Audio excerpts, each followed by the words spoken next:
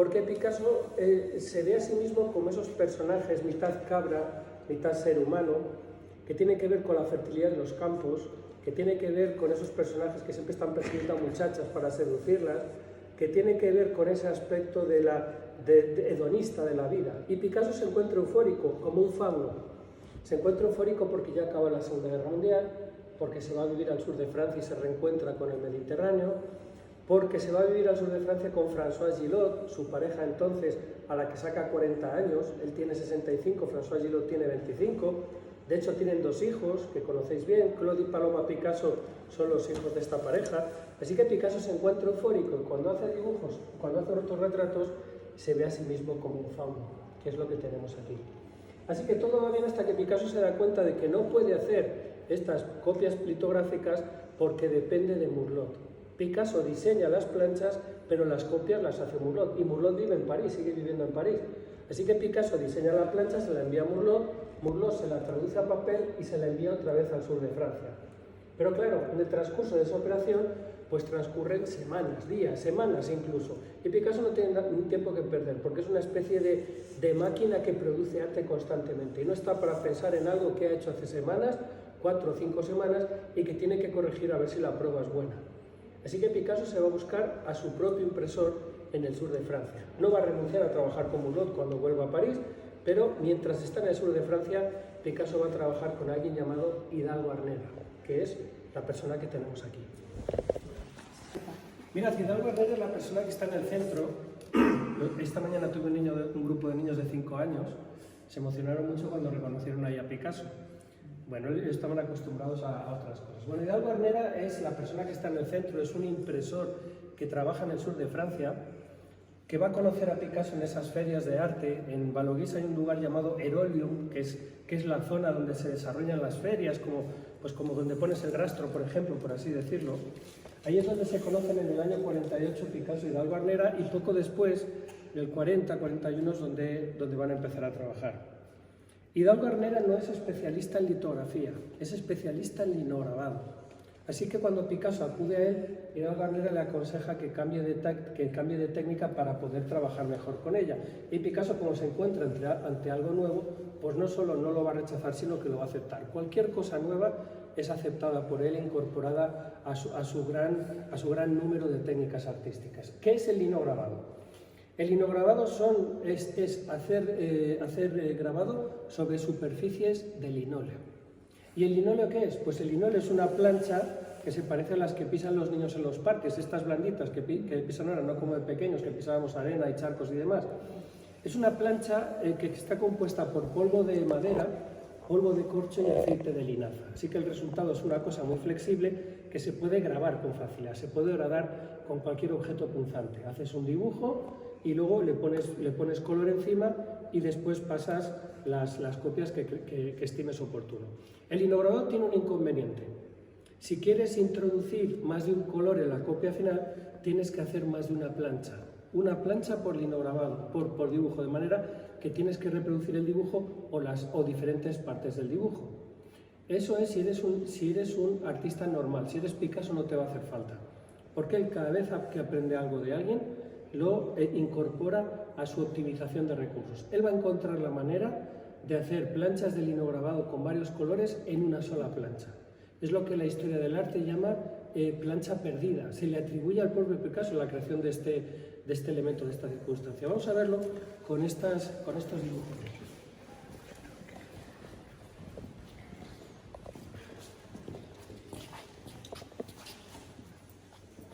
Un linograbado es muy fácil de identificar. Deja unas marcas muy toscas, como estas que tenemos aquí, que es el resultado de grabar, de horadar una superficie. Ese efecto que crea, por ejemplo, el cuchillo cuando se pasa por la mantequilla recién abierta, bueno, pues veis que queda una línea muy gruesa, muy tosca, pues esto sería un poco lo mismo, salvando las distancias, evidentemente. A Picasso se le ocurre que puede optimizar la técnica del linograbado incorporando varios colores a la misma plancha. Consistiría en lo siguiente: si mi mano es una plancha, se hace una primera parte del dibujo, se incorpora el primer color y se lleva a la imprenta. Cuando se han hecho las diferentes copias, se recupera la plancha y entonces se borra con agua rasa y color. Momento en el cual Picasso lo que hace es realizar la segunda parte del dibujo, incorpora el segundo color y va a la plancha. Claro, esto en principio, pues bueno, estás haciendo un dibujo por fases e incorporando en cada fase diferentes colores, pero es que todo tiene que ir al mismo papel, que es el resultado final de esta operación. Esto requiere una gran capacidad de composición, capacidad que tiene Picasso y que no le impide hacer linograbados con diferentes colores al mismo tiempo. Linograbados son los que tenemos ahora mismo alrededor, del mismo modo que litografías era lo que teníamos en la primera parte de la sala. Picasso también aplica estas novedades, estas creaciones propias cuando se trata de litografías. Antes os he dicho que cuando trabaja con Murlot desde el sur de Francia le envía las planchas a París, pero Picasso no envía piedras. Sería demasiado costoso, demasiado rudimentario, que daría muchos problemas. Así que Picasso adapta la técnica de la litografía a planchas de metal, que son las que trabaja más a menudo. Incorpora no solo lápices litográficos, sino también pinceladas de tinta, incorpora también la tinta trabajada con los dedos. Todo lo que sea una novedad le sirve. De hecho, Murlot tenía una frase para definir cómo aprendía las cosas Picasso. Es una especie de cita que diría algo así. Cuando Picasso aprende a hacer la litografía, cuando yo le enseño a hacer litografía, Picasso me observa, me escucha, luego hace todo lo contrario de lo que yo le he enseñado y le funciona. Bueno, pues ese es Picasso creando a través del arte, para hacer carteles que siguen sirviendo para anunciar exposiciones como este de aquí o como este de aquí, porque este cartel es interesantísimo. Mirad, en esta composición de aquí tenemos varios elementos que tienen que ver con el trabajo de Picasso, con la vida de Picasso en el sur de Francia. El primero son las corridas de toros. Picasso es un gran amante de los toros, nació en Málaga, de pequeño de las corridas con su padre, y cuando crece se va a vivir a París, donde no puede ver corridas de toros, pero luego se va al sur de Francia donde sí que las hay. En Arles, en Nimes, todavía se siguen haciendo. En Valogui se va a montar una plaza como la de los pueblos para que Picasso pueda ir a las corridas de toros, por lo tanto es una afición que él recupera. Se recupera también esa voluntad de querer expresarse a través de otros lenguajes artísticos, de manera que Picasso no solo se asocia con estos alfareros de Valogui, también aprende cerámica. Picasso va a insistir en aprender cerámica a través de dos personas a las que acuden para que le enseñen. Estas dos personas son Suzanne y Georges Ramier, que regentan un lugar llamado el Taller Madura. Es un taller de cerámica que hay allí en Valogui y a través del cual van a enseñar a Picasso a hacer ánforas, a hacer platos de todo tipo, y Picasso aprende, pero como hace siempre, transforma el aprendizaje en una creación propia. Por ejemplo, las ánforas de Picasso son muy divertidas, porque él hace la ánfora y luego la pinta aprovechando las siluetas de la ánfora como si fuera un cuerpo humano. Así que estás viendo normalmente a una mujer cuyas siluetas se corresponden con las siluetas de la ánfora. O puedes ver también a un animal, de manera que podría estar viendo una cerámica y una escultura al mismo tiempo, según tú lo consideres. Y cuando Picasso trabaja con platos o con bandejas, como las que tenemos ahí, hace una cosa mucho más divertida. En este dibujo están mezclados una plaza de toros y un toro al mismo tiempo. Os explico cómo. Este óvalo de aquí representaría la cabeza de un toro. La cara estaría en el centro, los cuernos se ven con facilidad, pero también tenemos la plaza de toros, que estaría formada por el óvalo, la cabeza, el toro, que estaría en el centro de la composición, y a la izquierda y a la derecha estarían los espectadores. Estos son los de la zona de sol, estos son los de la zona de sombra. Así que con colores primarios prácticamente Picasso consigue sintetizar un ejercicio en el que mezcla varias cosas al mismo tiempo. Es lo que tiene ser un creador, un explorador y no asumir simplemente las normas del arte para reproducir las cosas que tienes delante. Picasso es un artista que hace una cosa muy curiosa porque le consideramos un genio, pero pinta como un niño. El aspecto que tiene este dibujo es el aspecto de un niño de tercero, de segundo, de primaria quizás. Y es que Picasso no dibuja así porque no aspira más, ya sabemos que aspira más. Desde pequeño lo hemos visto hacer cuadros, dibujos, un estilo totalmente académico. Es que esto él lo buscó premeditadamente. Y lo buscó de esta manera, con lo que os voy a contar ahora con otros dibujos que tenemos aquí en la sacristía, que espero que os guste. Mirad, vamos por aquí.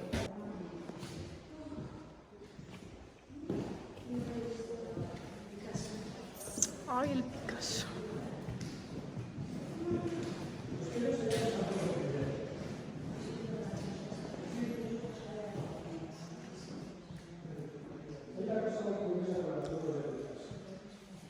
Él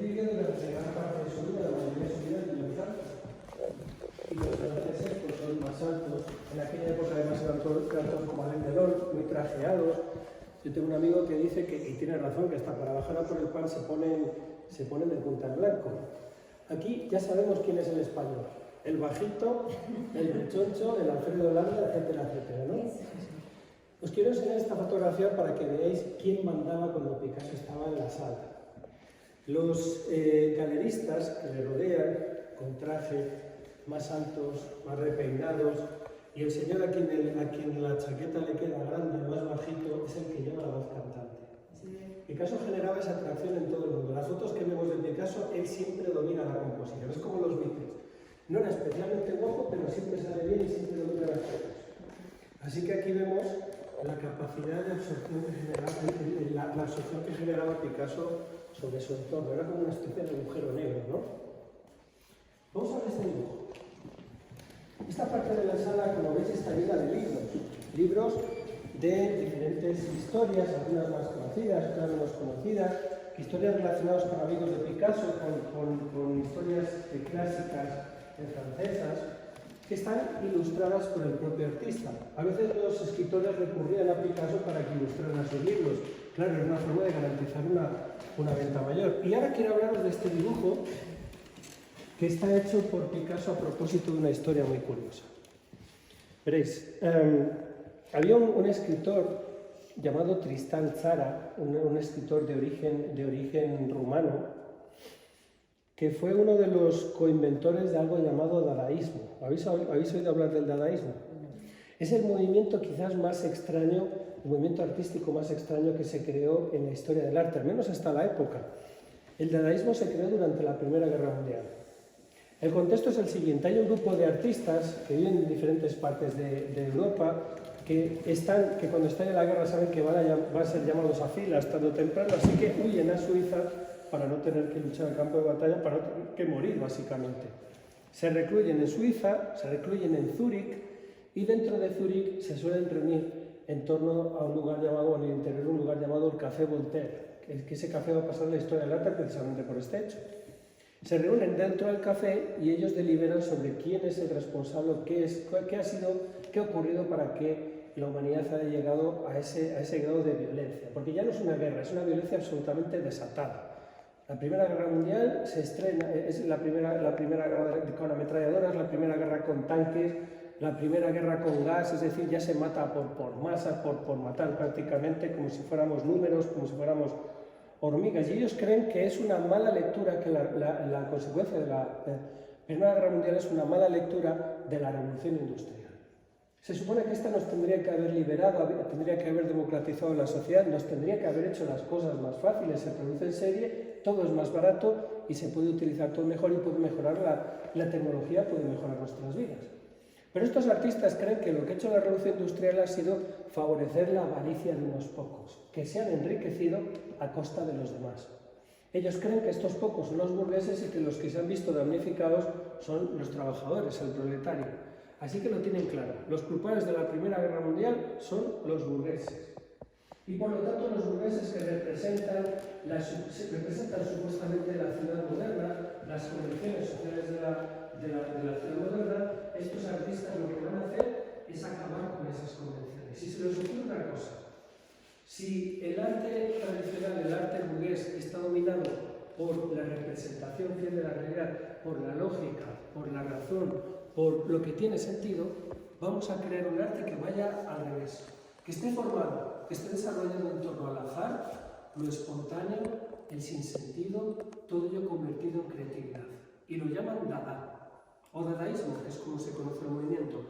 ¿Cómo actúan estos artistas Dada? Bueno, pues los poetas y escritores hacen cosas como esta para componer poesía. En lugar de escribirla rimando versos, se les ocurre crear poesía con una técnica que además la van a convertir en una receta. La publican en prensa y le dicen a todo el mundo que ellos lo pueden hacer. Nos implican como artistas. Consistiría en lo siguiente: en lugar de escribir frases, se supone nuestros artistas lo que hacían era recortar palabras de periódicos, las metían dentro de un sombrero, revolvían al azar y según iban saliendo las palabras las iban poniendo unas detrás de otras. No tiene ningún sentido.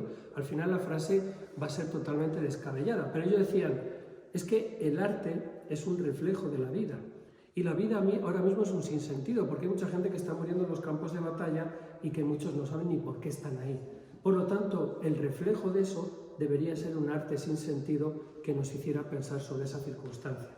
Así que el hecho de que ese arte sea así es porque es un reflejo de esa guerra. Este artista, Tristan Tzara, que forma parte de ese grupo de Adán, posteriormente escribe un libro, no a propósito de la Primera, sino de la Segunda Guerra Mundial. Cuando esta acaba, Tristan Tzara escribe Memoria del Hombre, que es el título que veis ahí, Memoria del Hombre. Y entonces Tristan Tzara escribe en este libro diferentes reseñas a propósito de lo que él opina ya del ser humano, porque ya no tiene ninguna confianza en el ser humano. 2 veces repetir el mismo error ya es demasiado como para confiar en nosotros como especie. Así que se dirige al ser humano con una serie de frases, de textos que parecen sacados a través del azar, de lo espontáneo, de vocaciones poéticas a través de su cabeza. Para que os hagáis una idea, él escribe así. Este texto, que está en francés, os lo voy a traducir más o menos como sería en español. Se supone que sale Adán, y el barro que es de donde se supone que sale el hombre, él se ve avergonzado del barro. Así que lo hace saber a través de este texto, que parece sacado con ideas que parecen surgir casi de forma espontánea de su cabeza.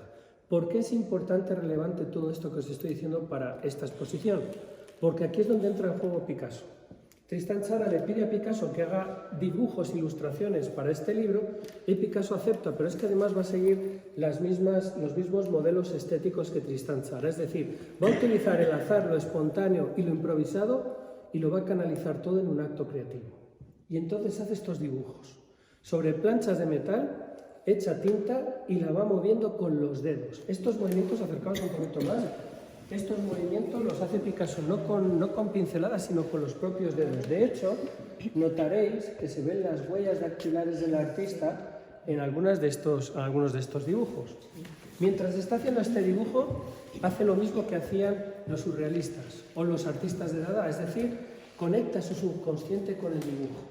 Por lo que es lo mismo, un dibujo que en principio no está destinado a ser nada, de repente se parece a algo. ¿Os ha pasado alguna vez, o habéis hecho alguna vez esto? Poner en un papel un poco de tinta. Dobláis el papel, lo volvéis a abrir y mirad, esto se parece a... Y se parece a una mariposa, a un árbol, a una flor, o nos ponemos en la playa y hacemos así con el dedo gratuitamente y de repente esa asociación caótica de líneas, mira tú, si esto empieza a parecerse ahora a un objeto y lo acabamos así. Esto es lo que hace Picasso, va extendiendo la tinta y de repente coge el lápiz litográfico y acaba con las siluetas el animal que está haciendo, una mantis religiosa. Un insecto en forma de mantis religiosa. Aquí tenemos una de las litografías y aquí tenemos la correspondiente copia para la ilustración del libro. Esto quiere decir que Picasso ha utilizado el mismo recurso creativo para hacer esto que el que ha utilizado Tristan Tzara para escribir su texto. ¿Qué os parece? Bien, es que es eso, y ves lo otro y desde ahí está... Eso tiene su mérito también, eso tiene su historia. Bueno, Picasso se relacionó con mucha gente en su vida para poder llevar a cabo su obra. Él no crea a través de...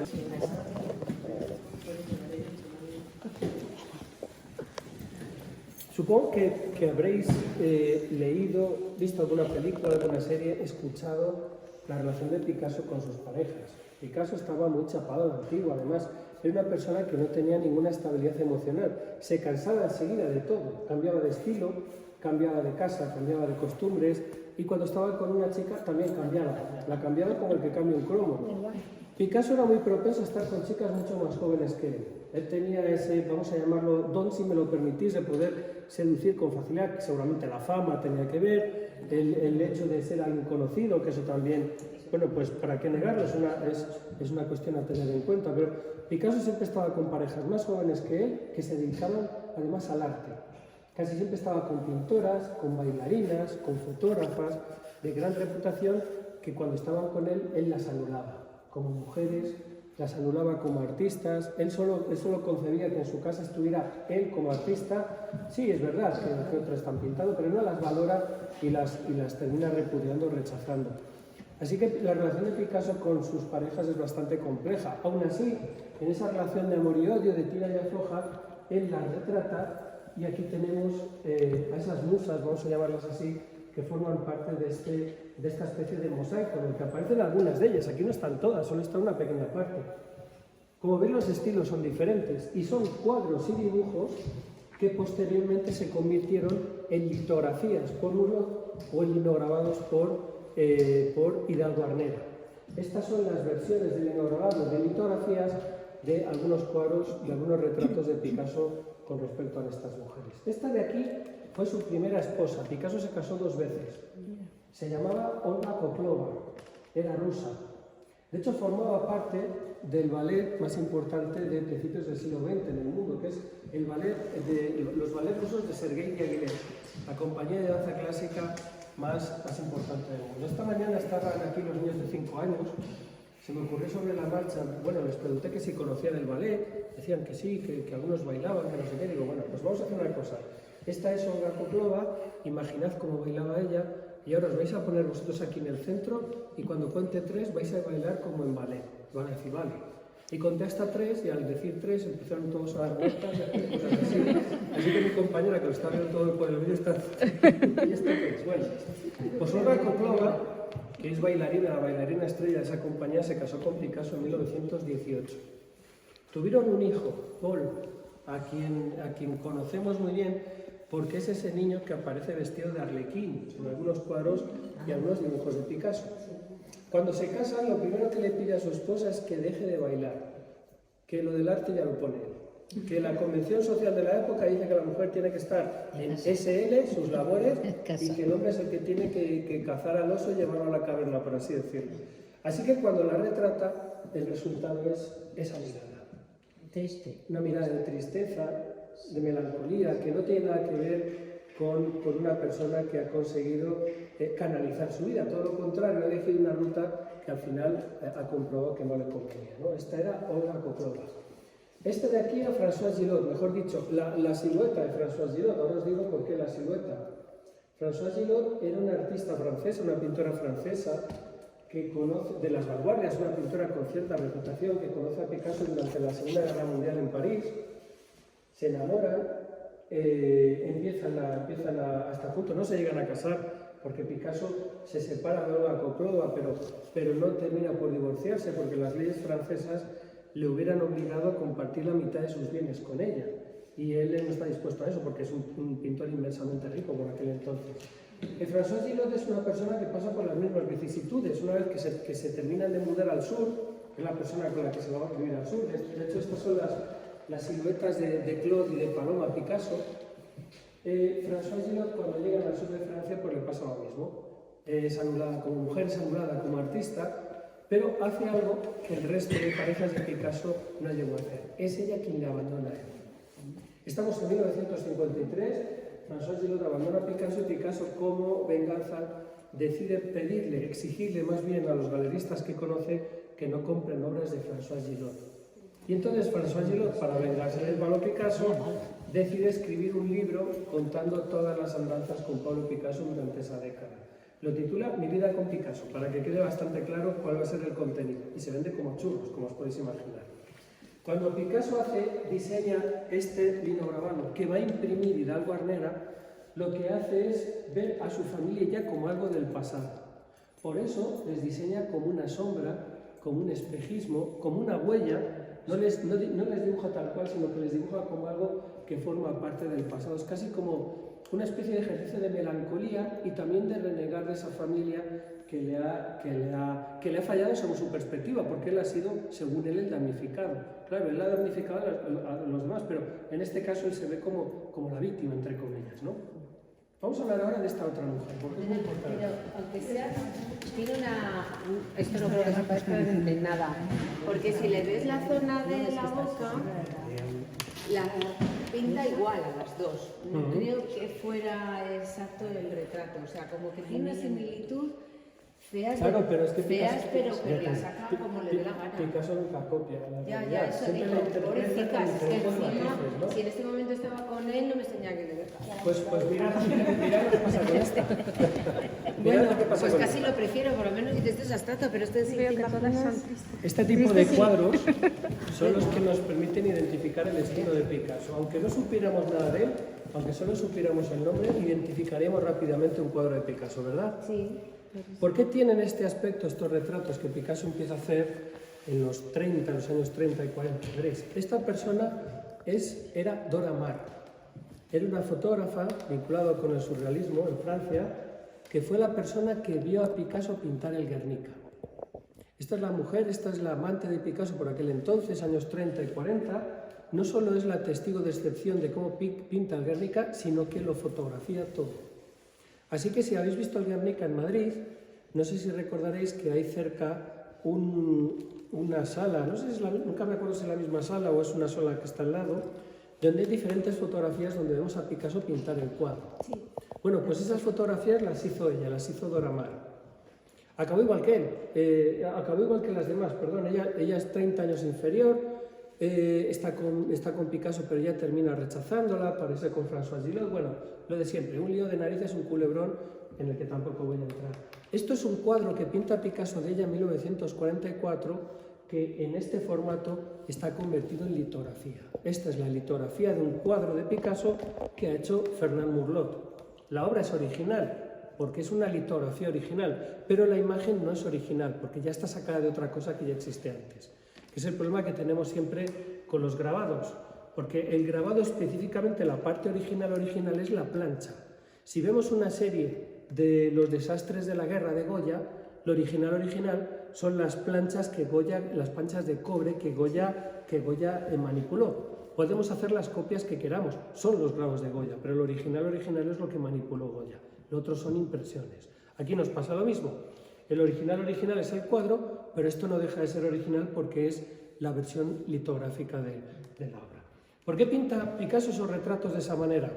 Bueno, Picasso está obsesionado, como muchos artistas contemporáneos, en pintar uno de los elementos que condicionan nuestra época, el tiempo. El tiempo, que es un elemento efímero, que no podemos controlar, que es relativo, que no podemos detener, no le podemos avanzar más rápido, no podemos hacer que vaya hacia atrás. Es algo de lo que no nos importa como especie antes del siglo XIX. Antes del siglo XIX no había gente estresada por el tiempo, había gente estresada porque por su condición social podían morir de cualquier manera. Pero en el Renacimiento o en la Edad Media no había gente quedando a menos cuarto en la plaza de la catedral, por ejemplo, por poneros un ejemplo. El tiempo, la condición del tiempo como algo efímero nace en el momento en que la sociedad parece ir mucho más rápido. La revolución industrial nos hace ir mucho más rápido. Ya no vamos a lomos de un caballo, vamos en ferrocarril, vamos en coche, iremos en avión. Ya no tenemos solo la pintura para reproducir cosas, también tenemos la fotografía y el cine. Las ciudades empiezan a crecer en lo alto, empieza la contaminación, el estrés de las grandes ciudades. Por lo tanto, el tiempo forma parte de la condición humana. Y por lo tanto, los artistas, como hacen que el arte sea un reflejo de la vida, creen tener la obligación de pintar el tiempo. Y pintar el tiempo no es fácil porque es algo dinámico y la pintura es algo fijo.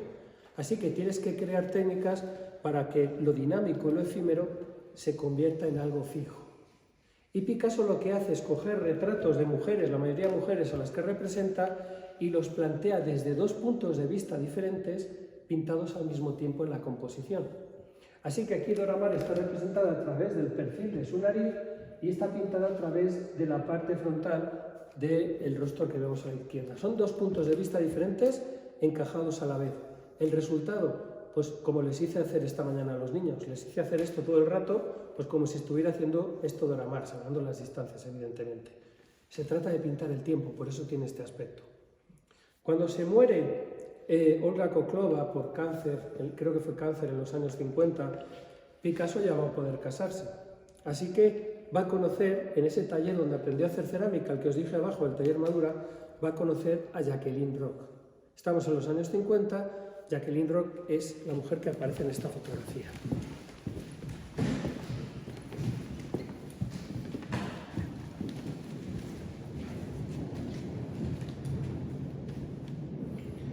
Cuando te dedicas a hacer lo que quieres y con quien quieres y donde quieres y terminas disfrutando plenamente de la vida, aunque en ocasiones sea a costa de otros, se te queda esa cara. Abajo hemos visto una fotografía de Picasso con 70 años, más o menos.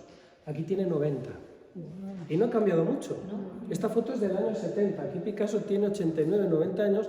Le quedan como 2 años y pico de vida. Picasso va a morir en el 73. La que sí que parece envejecer es la persona que está a su lado. Esa es Jacqueline Roch. Esa es la chica que trabajaba en el taller Madura, que conoce a Picasso, que va a ser su segunda esposa y que será quien le vea morir, por cierto. Muy celosa, por cierto, de los últimos, de las personas que se acercaban a él, sobre todo en sus últimos instantes. Al parecer temía mucho por pues esto que ha pasado siempre con las herencias. Temía que alguna firma de Picasso apareciera en un papel que no tenía que aparecer, así que siempre intentó, al final de la vida de Picasso, que no se acercaran ni amigos ni familiares, los mantenía a todos lejos, ¿no? Bueno, esta es la fotografía de Jacqueline Roch. El linograbado donde vemos a Jacqueline Roch es este de aquí.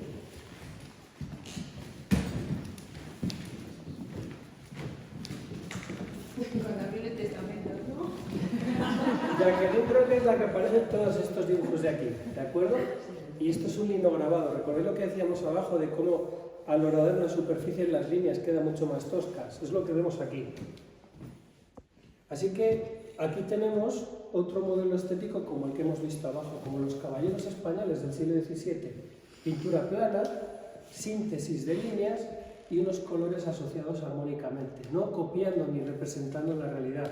Él no trata de copiar, él no trata de demostrar que puede hacer una pieza de fruta como la vemos normalmente. Ya sabe, todo el mundo sabe que ella sabe hacer eso, él mismo se ha demostrado que sabe hacer eso, pero él quiere hacer otra cosa, quiere trascender la realidad para pasarla por su filtro creativo y convertirla en arte, lo que él considera arte.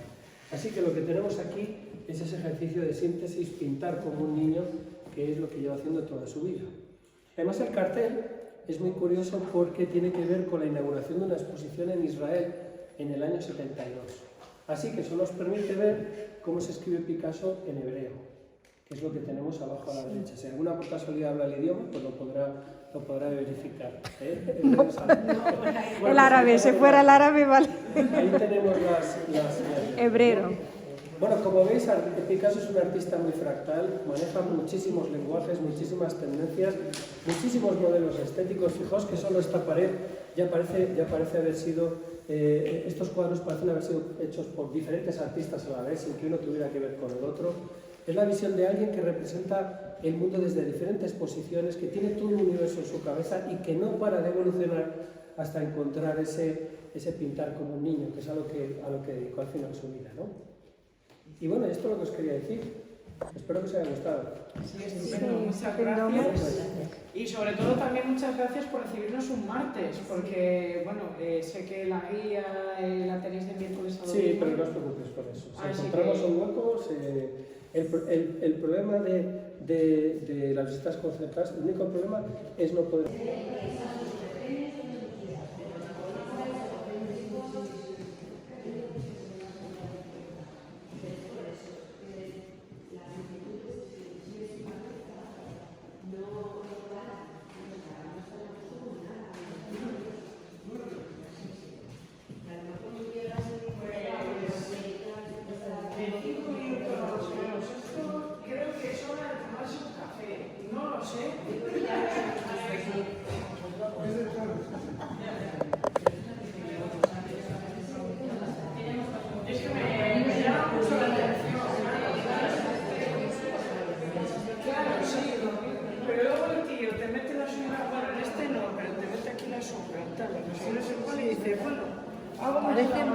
Parece él este.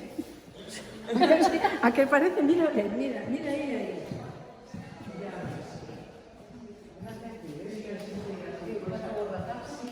Aquí en la